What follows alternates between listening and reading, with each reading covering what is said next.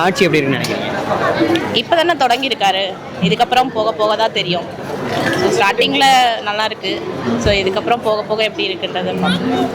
இல்லை இப்போ நிறைய பேர் சொல்கிறாங்க, அதாவது சட்ட ஒழுங்கு சரியில்லை அப்படின்ற மாதிரி சொல்கிறாங்க. நிறைய பிரச்சனைகள் இருக்குது, நிறைய கூட இல்லை, அவர் இப்போ தான் வந்திருக்காரு. ஸோ எல்லாத்தையும் ப்ராசஸ் பண்ண கொஞ்சம் டைம் எடுக்கும். ஸோ அந்த டைமில் அவர் ப்ராசஸ் பண்ணுறது. நேற்றோட விஜய் அவர்கள் பேசும்பொழுது, திருச்சியில் பேசும்பொழுது அந்த பிரச்சனைகள் நடக்கிறதுக்கு காரணம் என்ன அப்படின்னா, திமுக கடந்த ஆட்சியில் வந்து சட்ட ஒழுங்கு, அதாவது மது பழக்க வழக்கங்கள் அதிகமாக பரவி விட்டாங்க. அதனால தான் இன்றைக்கி சட்ட ஒழுங்கு சரியில்லை அப்படிங்கிற மாதிரி. மோஸ்ட்லி என்னோட கருத்து என்னன்னா, எந்த ஆட்சி வந்திருந்தாலும் இந்த ப்ராப்ளம்ஸ்லாம் கம்பல்சரி இருக்கும். ஸோ இந்த ஆட்சி அந்த ஆட்சி அப்படின்றதெல்லாம் கிடையாது. எல்லா ஆட்சியிலுமே இந்த கஷ்டம் இருக்குது, இந்த பிரச்சனை இருக்குது. ஸோ அதை நிவர்த்தி பண்ணுறது ரொம்ப கஷ்டமான ஒரு விஷயம்.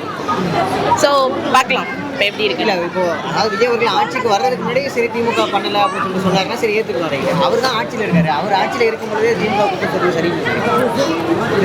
இது இப்போ சொல்லக்கூடிய விஷயம் இல்லை தான்.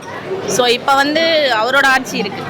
ஸோ இப்போ அவங்கள பேசுறது சரியில்லைன்னு தான் தோணுது. பட் ஆனால் அவங்களோட விருப்பம். ஸோ அவங்களுக்கு பேசணும்னு தோணுது. ஸோ பேசுகிறாங்க. இது கட்சி சம்மந்தப்பட்ட விஷயன்றதுனால இது கேஷுவல்.